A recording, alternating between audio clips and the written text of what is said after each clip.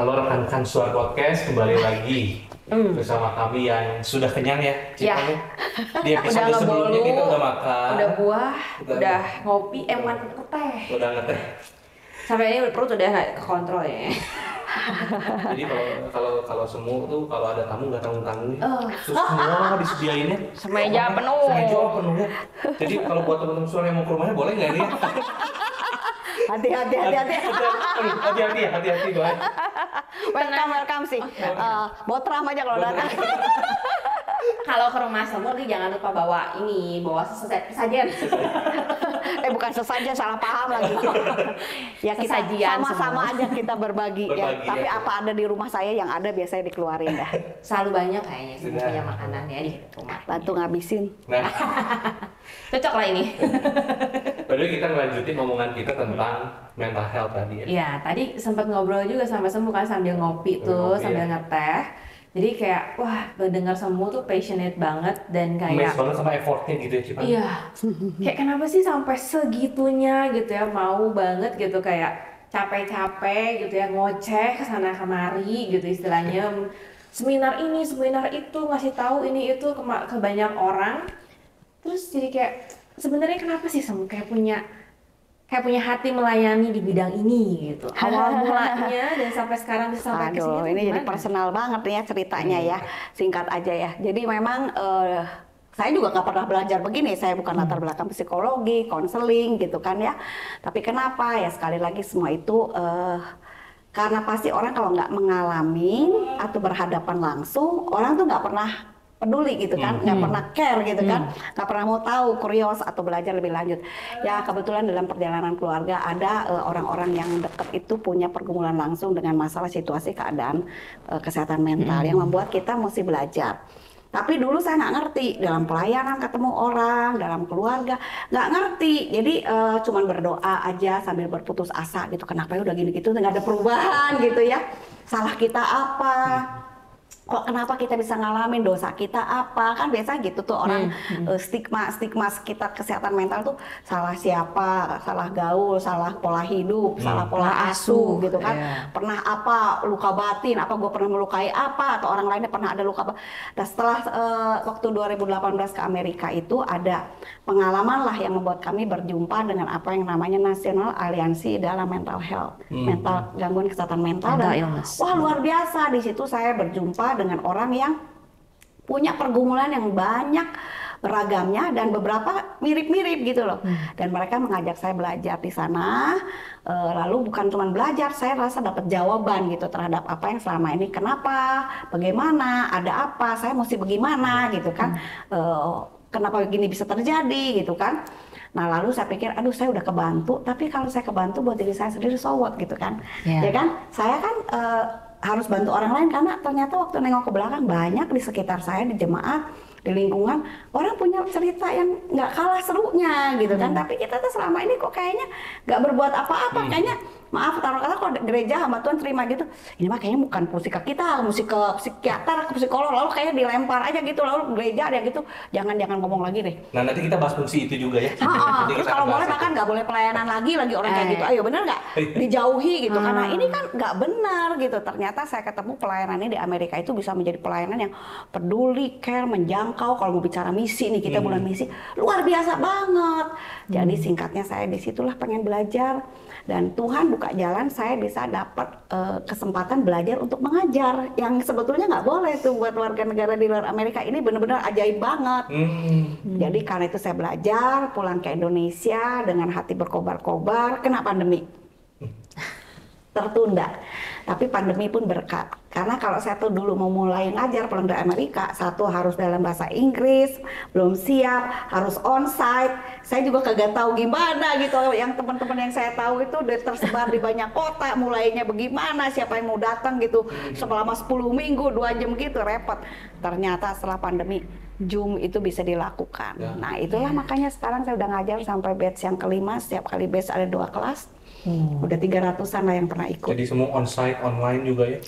Ya, kadang kita adain pertemuan onsite-nya juga. Jadi saya rasa kenapa begitu passionate, karena itu membantu orang baik yang sakitnya supaya bisa diperlakukan dengan lebih baik, dimengerti, dibantu prosesnya untuk dia mungkin bisa mendapatkan bantuan yang seharusnya, diperlakukan sebagai seorang manusia yang punya nobility, kemuliaan sebagai manusia ciptaan Tuhan ya. Dan keluarga khususnya yang seringkali kan merasa kadang dari putus asa, dari self blaming, menyalahkan diri sendiri atau nyari siapa salah jadi bertengkar atau bahkan menjadi kepahitan. Ada yang sampai marah sama Tuhan, gak ke gereja, marah sama orang, rumah tangganya pecah. Yang sebetulnya kalau bisa belajar diperlengkapi yang sudah belajar, aduh makasih kok gak dari dulu kita nggak sampai salah paham, kita nggak sampai memperlakukan dengan perkataan, dengan sikap perlakuan yang sebetulnya tidak seharusnya sampai begitu. Jadi saya lihat ini pelayanan yang berarti banget lah untuk kemanusiaan. Wow, ya, panggilan yang jadi amazing. Jadi maksudnya nggak semua orang dapat panggilan itu juga sih. Karena ini nggak semua orang bisa bicara soal gini dengan semua orang kan. Betul. Jadi dengan siapa? Dengan orang yang sama-sama, istilahnya mah kalau bahasa Tunggu tuh Mandarin tuh tungping siang lian, yang punya penyakit sama ngobrolnya tuh enak gitu. Kalau nggak punya penyakit ngomong tuh nggak nyambung, malah orang lihat apa sih gitu. Nah, jadi ternyata mereka punya wadah sekarang untuk berbicara, bertanya tanpa merasa malu dan cengah. Nah teman-teman SWAT di episode sebelumnya kan tadi semua ada satu pesan ya di akhir episode ya. Tadi bilang kalau there is no health without mental health. Sebenarnya pribadi kita sendiri tuh bisa tahu nggak sih kita gimana sih cara mendiagnosis diri sendiri gitu, apa gua Oke.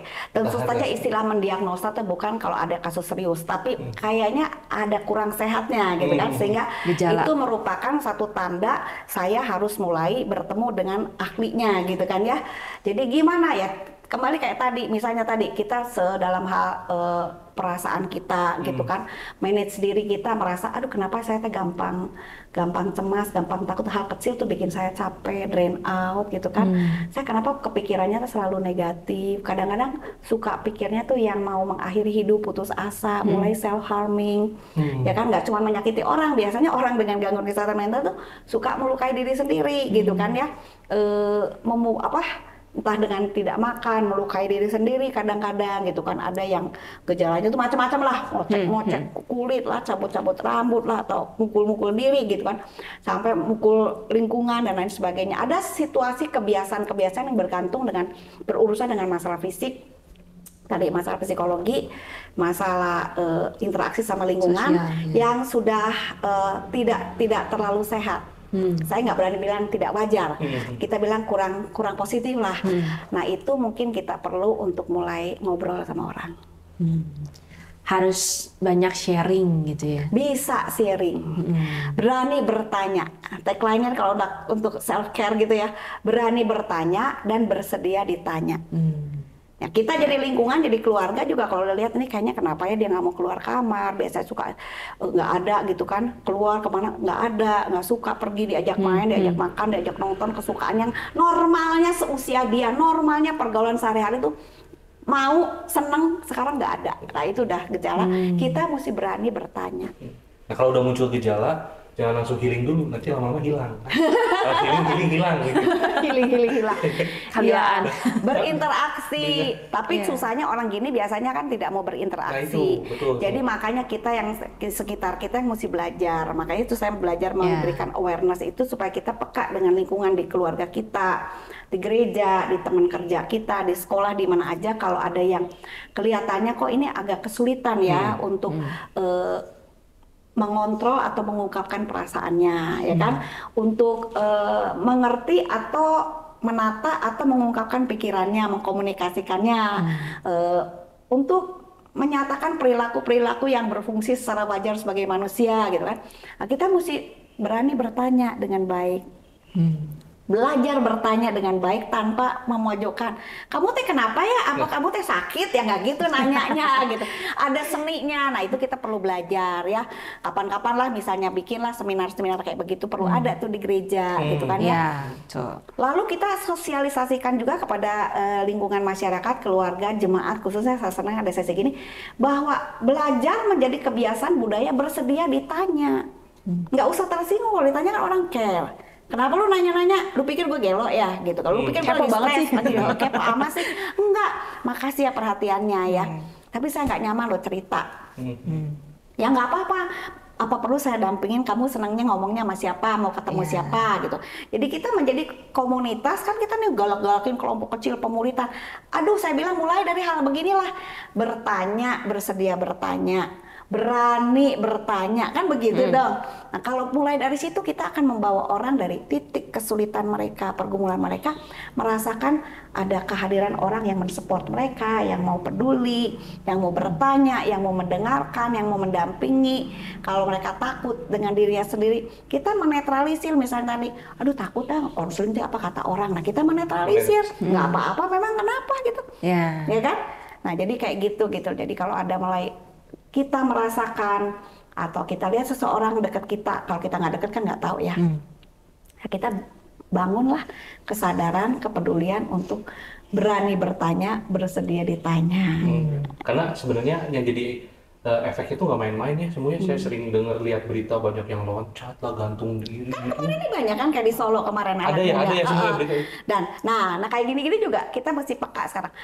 Kita tuh cenderungnya kalau dengar begitu langsung viral tuh orang teh makanya ya kurang berdoa, kurang bergaul, kurang berkomunitas gitu kan, nggak mau ngomong, kurang iman gitu kan, keluarganya nggak perhatian. Nah kita tuh bahasa-bahasa begitu kita sudah mulai perlu lebih bijaksana dan empatik mengubah, karena orang-orang yang sekarang tuh masalahnya karena sesuatu melukai diri kan tadi kan, itu belum tentu karena putus asa, mungkin karena putus asa gitu kan. Tetapi mungkin karena ada sakit, tidak bisa menguasai tadi perasaan sedih yang berlebihan, yang kenapa ya saya sedih gitu, merasa bersalah, kenapa saya nggak tahu berterima kasih, ya kan? Atau perasaan takut yang udah nggak bisa diatasin, atau pemikiran berlebihan. Mungkin saja dia merasa lagi maniak nih, merasa kuat banget, hebat, superwoman, superman, berhalusinasi gitu ya, saya sebenarnya. bisa terbang, saya burung, saya naga gitu, kayak di dalam cerita Netflix itu, saya naga nih ya kan, loncat dia, padahal dia ada di lantai 17 gitu kan. Kita ketawa, tapi jadi yang begitu tuh belum tentu karena kondisi buruk, karena tekanan jiwa tidak bisa mengatasinya, kurang belajar, belum tentu. Dan itu tuh jadi sesuatu yang real kan, semua buat orang yang mengalami itu kayak tadi jadi naga tuh beneran Iya, gitu. itu namanya gangguan pikiran, nggak bisa membedakan realita dan hayalan. Jadi kalau banting main game tamantakna, ya itu satu kebiasaan yang kurang baik, ya kan, bisa saja berpengaruh, tetapi kita harus aware bahwa ada hal lain yang membuat seseorang itu pelarian ketika mengatasi tekanannya, larinya ke game, gitu kan. Tetapi penyakitnya itu sendiri mungkin yang perlu diperhatikan. Dan kecenderungannya sebenarnya kalau lihat statistik meningkat ya semuanya kayaknya. Cenderungannya dari ini, jangan-jangan bisa jadi pandemi baru gitu. Memang sudah menjadi pandemi baru. Oh, sudah menjadi pandemi baru. Jadi macam-macam kan istilah seperti misalnya PTSD, post traumatic stress disorder. Jadi gangguan stres pasca trauma, ya kan? Bipolar udah tahu, misalnya skizoafektif. Jadi skizoafektif tuh skizofrenia campur sama masalah afektif, masalah suasana hati. Jadi ada skizofrenianya, bisa ada psikosisnya, kondisi nggak bisa bedakan realita dan kenyataan. Ada kondisi suasana hatinya, ada depresinya. Jadi ada hipomanianya, ada depresinya, terus ada hipomania kan nggak mesti selalu punya pikiran yang aneh-aneh. Cuma merasa kuat, bertenaga, semangat, nggak capek-capek, nggak tidur, nggak makan, juga kuat gitu berhari-hari. Menang di mana juga energizer terus gitu ya. Tetapi langsung bawa pemikiran yang tidak wajar tentang diri, tentang situasi, kadang yang berlebihan, merasa diri itu punya, wah saya dapat wangsit dari Tuhan misalnya, atau saya tuh mendengar suara Tuhan. Ya, enggak semua orang yang bilang gitu, gangguan ya, tapi maksudnya jadi saya tuh jadi lebih peka gitu kan. Oh saya kemarin itu saya lihat Tuhan bicara lewat pohon gitu, lewat TV gitu kan, kayak begitu gitu lah. NPD juga ya semua lagi narcissism personality disorder. Jadi makin banyak sangat banyak. Jadi kita perlu belajar. Intinya bagaimana? Salah satu bagian kita untuk mulai aware bukan menjadi takut, tetapi menjadi terampil untuk menyimak, menyikapi dengan baik, dengan benar adalah yaitu kita mulai tahu bagaimana belajar tentang situasi keadaan. Apa sih penyakit ini, gejalanya apa sih? penyebabnya bagaimana saja, apa yang bisa dilakukan kalau mulai ada tanda kesini supaya jangan sampai jadi sakit yang serius tadi kan, ada yang ringan, yang mulai terganggu, mulai bergumul, mulai krisis kan ya udah mulai akut kronis gitu kan, itu kita jangan sampai ke sana. Kalau kita udah tahu kan udah bisa mencegah sebelumnya, menggembosi tekanan, kebingungan, ketakutan yang berlebihan, belajar latihan misalnya self care. Penting loh self care. Dulu saya juga nggak, wah hamba Tuhan nggak usah mikir banyak self care, harus totally out gitu kan. Makin out kalau nggak self care malah jadi amburadul gitu kan. Kalau lu nya stres, lu nya burn out, nggak jadi berkat, jadi batu sandungan. Dikit-dikit tersinggung, dikit-dikit gampang salah menduga, salah menyimpulkan kan jadi repot. Tapi kan semua tadi yang seperti semua bilang kan pernah ada pernyataan gini, orang yang tertawanya paling kencang justru hidupnya paling hancur. Kayak biasanya ada suka begitu, ada yang ngomong gitu. Karena sekarang nggak boleh kenceng-kenceng dong ketawa. Saya suka kenceng ketawanya. Sama semua. Sebenarnya karena ada stigma, aduh takut nih kalau kelihatan sama orang gue lagi ngalamin apa. Nah itu sebetulnya kembali kepada masalah stigma. Stigma tentang misalnya, oh kalau orang yang bahagia, sukses, sehat tuh nggak mungkin stres gitu misalnya kayak gitu kan ya. Oh, orang yang kalau berpendidikan tuh nggak mungkin sampai kena sakit, apalagi sakit mental. Yang keluarganya bahagia tuh, oh pasti nggak mungkin lah. Yang pola asuhnya bagus.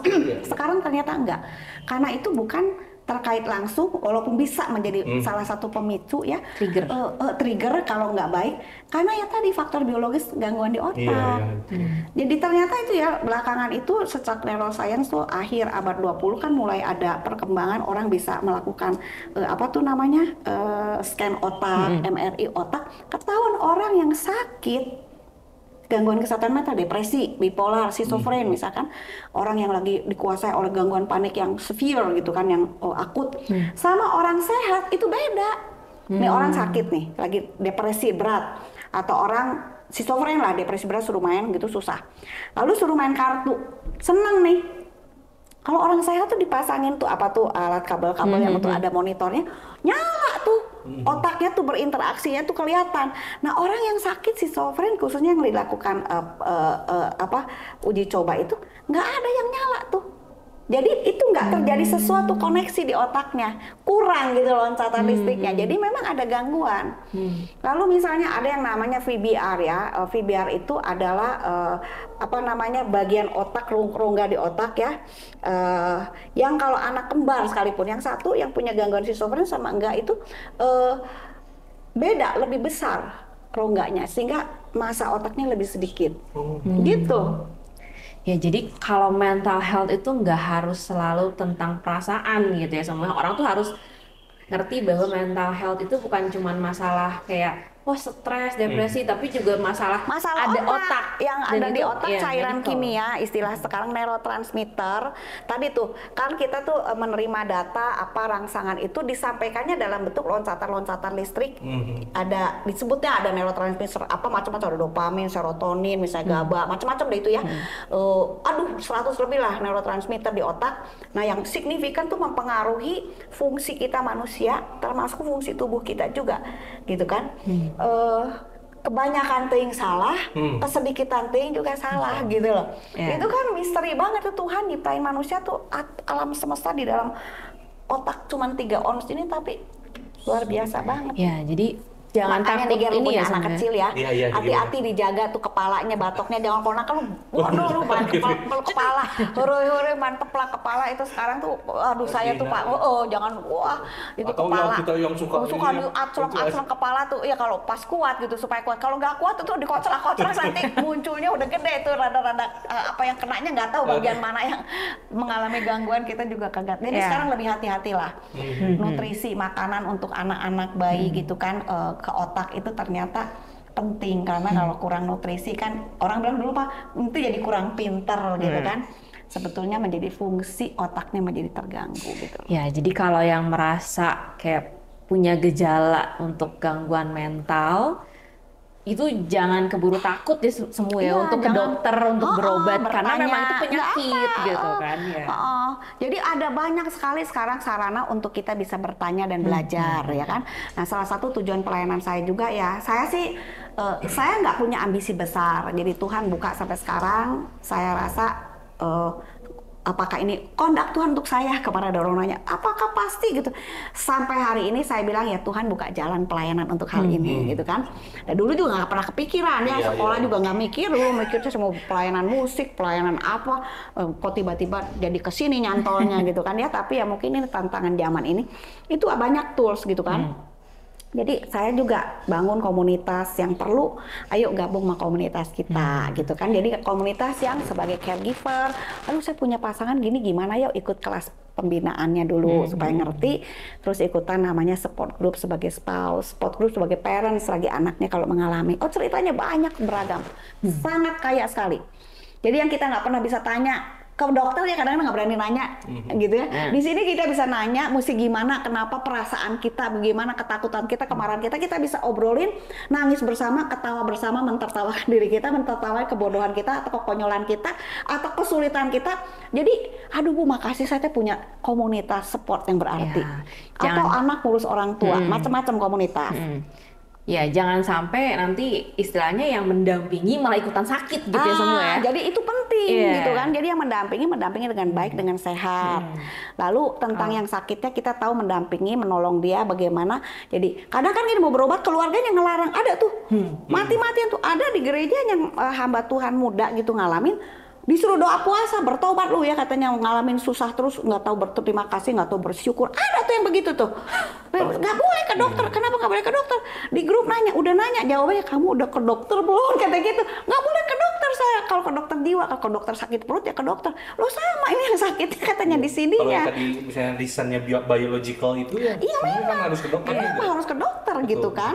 Dan nggak ada salahnya. Jadi nah kita juga kerjasama dengan komunitas yang bisa menyediakan bantuan pengobatan, terapi gratis gitu kan. Jadi kalau yang kesulitan jangan take for granted karena itu kan banyak orang yang butuh gitu ya, yang punya duit ya berobat deh gitu kan. Lalu kita juga kasih informasi bantuan yang kita miliki di Indonesia, BPJS itu ternyata sejauh mana coverage-nya gitu loh, gimana caranya. Itu ada bantuan-bantuan itu, aplikasi kita juga ada gitu kalau yang membutuhkan untuk mau tahu, untuk mau belajar, kemana mesti pergi, ada apa, what is this, itu macam-macam, ada video, ada artikel, ada kesaksian. Kemarin semua sempet share ke aku. Oke, apa tuh? Aplikasinya semua. Aplikasi tentang mental health ya semuanya. Namanya Calm.me. C4 ya. C4OMI. Care for Overcomers on Mental Illness. Nah, nanti mungkin bisa ditaruh di description ya, mungkin buat teman-teman yang di Play Store. Di Play Store. Yang Apple tunggu doain aja, soalnya yang bikinnya masih berjuang. Susah. Ini yang bikinnya juga keren loh. Orang yang bikinnya justru makanya mental illness jangan sampai jadi stigma ya, jadi stereotip. Orang kayak gini udah cilaka deh, hidupnya nggak ada gunanya. Ini dibuat oleh seorang yang punya gangguan kesehatan mental psikoafektif. Awalnya tuh schizofren yang bertahun-tahun keluar masuk rumah sakit jiwa loh. Tapi ternyata melewati proses hidup, berobat dengan rutin, teratur, makan obat, stabil, bisa selesai sekolah teologi, bisa selesai sekolah master di Australia, belajar coding, jago bikin website, jago bikin aplikasi. Salah satunya dia persembahkan bikin ini. Nah, sebelum lebih dalam tentang aplikasi ini, sebenarnya kan kita juga ada di satu lingkungan komunitas gereja GKI Anugerah gitu ya.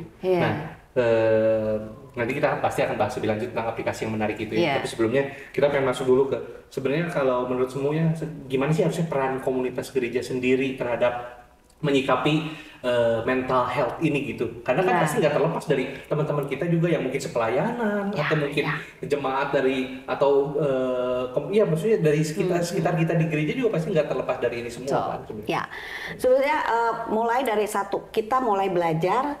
Dan kemudian setelah belajar kita terapkan sadar stigma free community. Jangan lagi stigma tentang kondisi kesehatan mental. Karena stigma itu membuat orang terhambat untuk bisa berobat, berani berobat, mendapatkan pertolongan.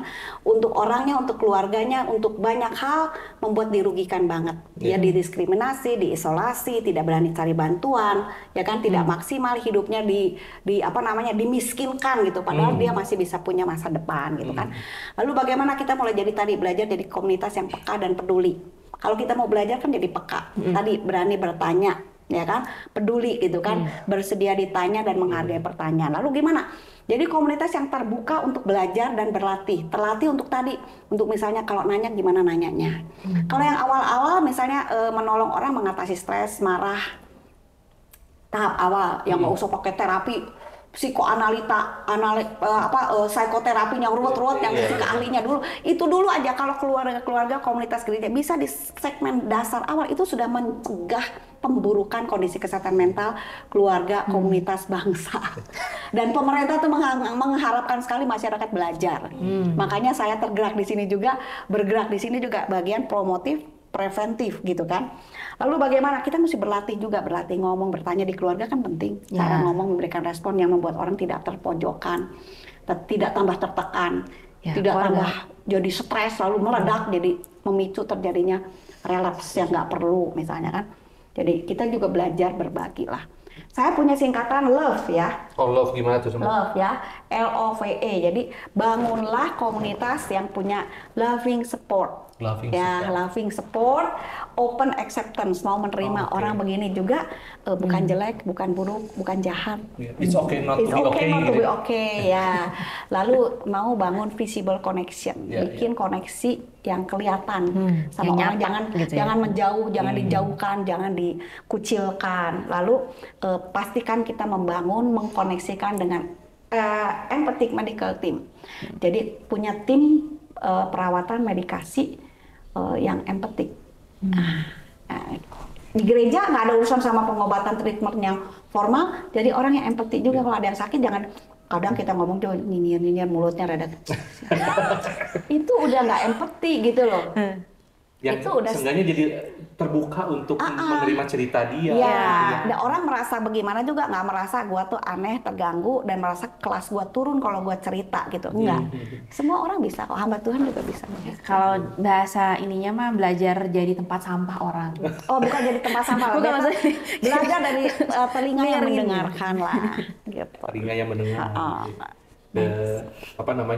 Kadang-kadang kan kita juga suka, kita tuh sering terjebak dalam ini, maksudnya ketika ngelihat ya gitu, aduh nanti takut gua nanti jadi kebobo, jadi pusing ngurusin dia dah gitu kan. Tapi nggak bisa begitu gitu di dalam satu komunitas. Mulailah belajar gitu. Kalau nggak, oke, pertolongan pertama nanti ada keluarga gitu ya, terus ke komunitas gereja yang lebih mungkin sering ketemu dia di dalam melayani. Kita juga bisa jadi yang tadi love tadi ya. Loving community, open acceptance, visible connection, empathic, support team gitu atau medical team. Nah, tapi kadang-kadang ada orang juga yang benar-benar tertutup untuk ini semua. Aduh, gua nggak mau cerita sama siapa-siapa. Nah, balik lagi kita tadi ke aplikasi, mungkin bisa jadi jawaban juga. Iya, dia sendiri aja cari jawaban dulu. Nanti siapa tahu dari belajar, oh ternyata saya perlu cari bantuan. Karena di situ ada ChatGPT-nya juga. Nah itu, jadi bisa bertanya dan mungkin bisa ada jawaban-jawaban yang sedikit membantu setidaknya gitu kan. Dan kayak aku lihat juga ada banyak kayak website itu semua ya, terus kayak resource kayak buku-buku, informasi, film-film. Ini kayaknya belum masuk. Saya lagi baru kasih tahu sama developer film-film yang terkait dengan mental illness yang edukatif sifatnya, yang coping skill punya. Aku sempat nonton juga itu yang salah satu Korean drama. Semua juga nonton ya. Iya, Daily Dose of Sunshine. Iya betul. Itu one of itu bagus. Salah satu recommendable. Nggak terlalu banyak, cuma 12, tapi belajar banyak tentang mental illness, tentang empathic, labor system, family, dan stigma itu ya semua gimana gitu. Aduh, belajar banget itu, sangat menyentuh sekali. Pengen tahu lebih jauh tentang aplikasi tadi, itu baru atau gimana sih kamu? Baru. Itu yang bikin itu satu orang yang istimewa ya. Tuhan juga kasih pengalaman dia, punya passion dan punya hati. Jadi mungkin belum sampai 1 bulan, tapi progresnya luar biasa sekali untuk sampai dibangun. Ini kan pelik sekali gitu loh ya. Orangnya kok bisa bikin. Sangat appreciate, dan dia dedikasikan ini untuk kemanusiaan, jadi nggak bayar sama sekali. Itu kalau bikin itu mahal, website-nya berapa juta, ini aplikasi gue dari mana bisa bikin kayak begitu. Saya udah nyoba mahal. Ada fitur chat di situ ya. Dan itu nanti ada AI, tapi AI-nya tuh bisa ngasih sesuatu jawaban yang cukup detail loh. Di situ keren kan jawabannya kan? Iya. Saya tanya, aduh ada satu pertanyaan saya coba gitu, terus dia jawabnya nggak hanya dia silakan pergi ke dokter, enggak. Tapi at the end mesti kalau ada gimana. Memang di akhirnya dia sebut begitu sih. Karena memang disclaimer-nya begitu, kita tidak boleh menggantikan diagnosa dengan Dokter, profesional. Kalau nggak kita jadi salah, Iya. karena kita tidak menggantikan diagnosa dokter. Tapi ini menarik dan menolong banget sih. Sangat Iya, menolong. Sangat menolong untuk menolong. jadi pertolongan pertama orang siapa yang baca rata-rata Kita orang sebagai nyampe. parents, sebagai spouse, Betul. sebagai orang dewasa, temen nggak ngerti gimana, Iya. mau nanya takut, malu, atau bokeh. Bisa ke Iya. situ dulu gitu Ya ke situ dulu, free. Ngelihat keluarga kayaknya dia ada cenderungan gitu kan. Coba lihat dulu bener nggak gitu kan. Siapa Nah tahu. kalau ada kebutuhan mau ikutan daftar gimana nggak tahu, itu yang tengah-tengah tombol update event itu ya, klik-klik ya salah satu keluar mau daftar apa aja acara yang kita adain, kelas-kelas yang juga. kita mau, ada pendaftaran kelas untuk penyandang, untuk caregiver dan lain sebagainya. kita Kita sambil bisa lihat. belajar ya. Kita bisa belajar dari situ juga gitu ya. Dan sebenarnya kenapa kita perlu literasi yang seperti ini penting untuk kita tahu, kita dengar, kita pahami agar kita juga bisa meresponi dengan benar sama Betul orang-orang ya, ini semua cukup ilmiah ya, jadi Iya. bukan kayak abal-abal halusinasi orang, idealisme orang, cerita-cerita omong kosongnya, tapi betul-betul secara ilmiah, science based, jadi berdasarkan sains, ilmu pengetahuan terkait mental health dan juga pengalaman nyata. Nah, saya akan mulai munculkan story daripada orang-orang kalangan di Indonesia. Ini kan story-nya banyak kan masih di luar negeri ya. Tapi kita mulai dari yang orang-orang Indonesia. Nah, ada buku-buku yang diterbitkan, kami sedang dampingi seorang schizofren yang bergumul dengan begitu jujur tentang pergumulannya sebagai seorang pria dengan schizofren. Menarik loh. Dia orang yang sakit schizofren, punya kecurigaan suara dan lain sebagainya, yang dibully orang. Dia mengakui pergumulannya dengan sebagai seorang dia udah laki-laki. mengakui semua Lalu dia rasa saya tuh berdosa, kagak boleh begini. Gua pikir dia lucu loh. Maaf, dia tuh punya dosa untuk mengatasi kebutuhan seksualnya tuh dengan melakukan ya itu apa namanya, onani gitu ya. Itu dosa katanya, nggak boleh gitu. Saya kalau udah berobat ke dokter bisa tahan setengah tahun, tapi saya masih bisa jatuh dalam dosa. Saya minta ampun sama Tuhan. Aduh, setengah tahun nggak jatuh dalam dosa, hebat tuh saya bilang gitu ya. Orang bisa ngaku terus bertobat, perjuangan, terus dia kan kepengen kawin banget. Dia bilang, wah seneng cewek kayak gini-gini gitu. Yang saya suka dia nggak mau, ya yang dia mau gue nggak suka. Ketemu yang suka. Terus gue pikir, gue belum ada kerjaan katanya, gue nih masih begini mengandalkan orang tua, nggak ada kerjaan tetap. Gue nggak mau kawin dulu, terpaksa gue tolak. Ini orang, gue bilang, ini orang sakit yang sehat.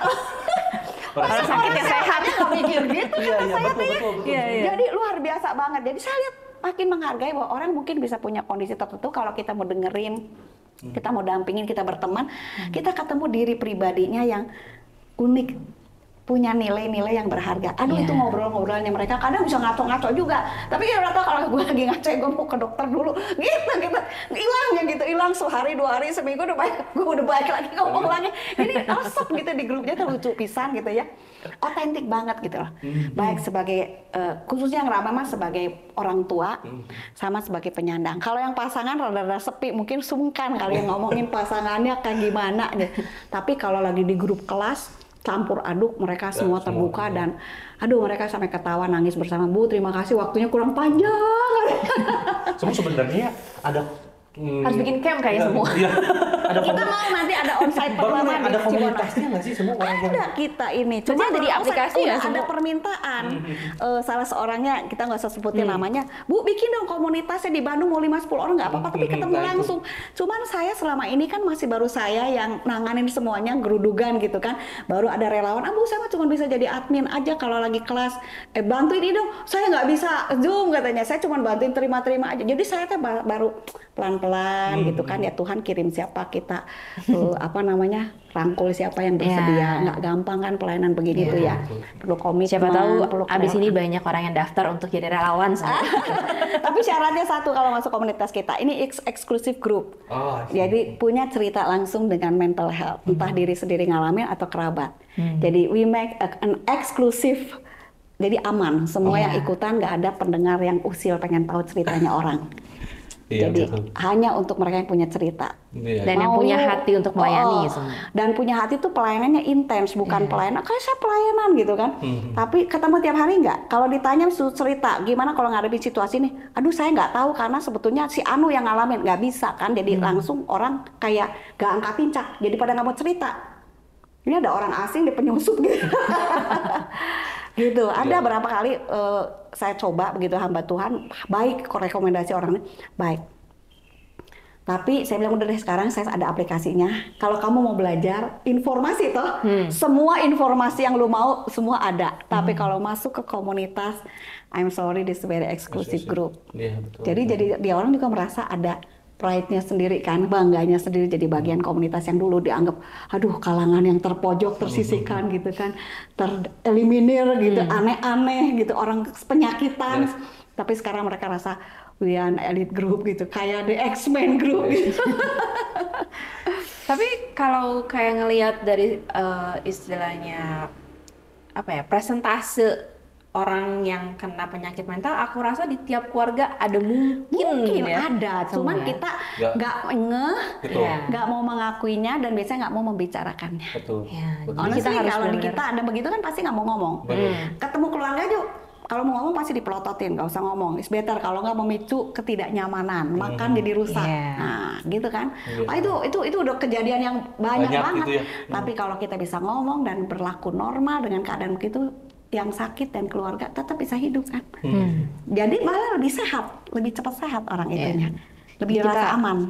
Kita sendiri pribadi harus lebih aware dengan sekitar, terutama ya paling dekat keluarga gitu kan. Jangan sampai membuat situasi, kondisi yang malah nge-trigger untuk orang itu yang tadinya memang punya gitu, terus jadi keluar lah itu semua. Atau justru yang paling parahnya kita menormalisasi, ya udah itu penting aja deh. Dianggap itu udah normal gitu, tapi sebetulnya nggak diobatin. Itu otak lo rusak loh, berarti kerusakannya itu akan makin banyak dan prognosis dia, peluang dia jadi orang yang bisa berfungsi berkarya dengan maksimalnya dikurangin. Iya, jadi kayak istilahnya nanti bisa ngerembet kemana-mana gitu istilahnya sakitnya. Aduh, ya kan? ini waktunya nih ya, kapan lagi kita bisa ngomong lagi deh.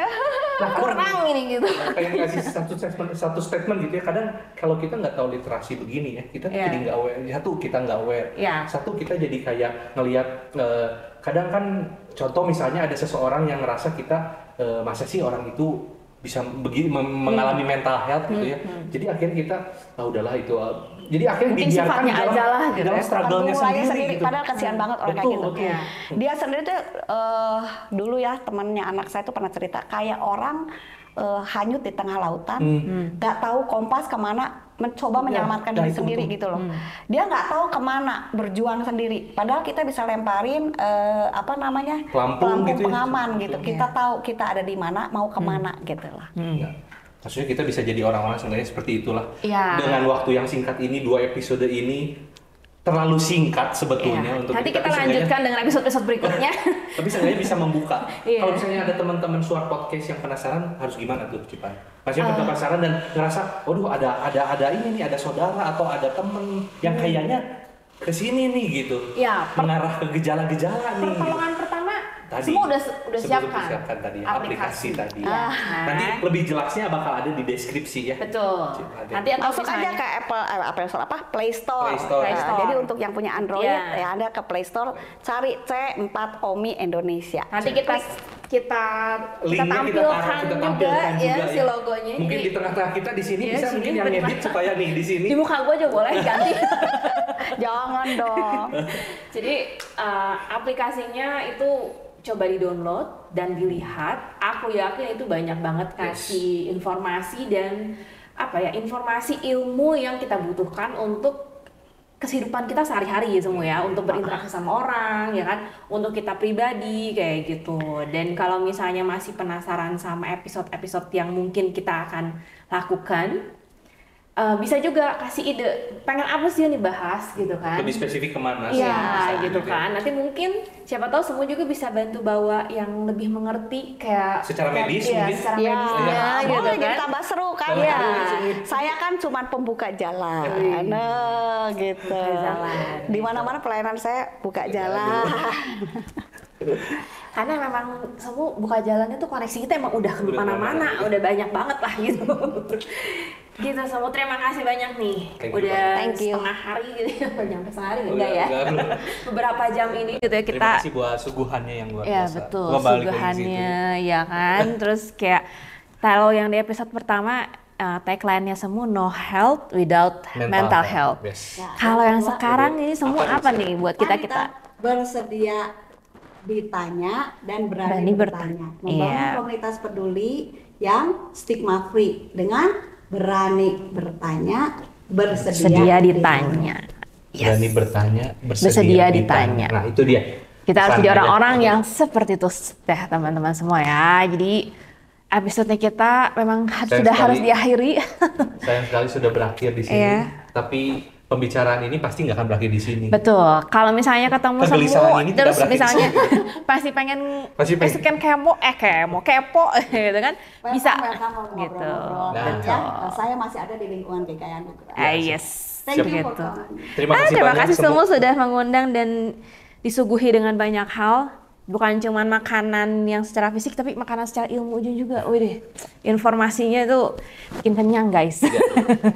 Ya itu dia. Terima kasih banyak dan teman-teman Suara Yang udah Podcast juga nonton. yang udah nonton. Ya, jangan lupa komen, subscribe, di like.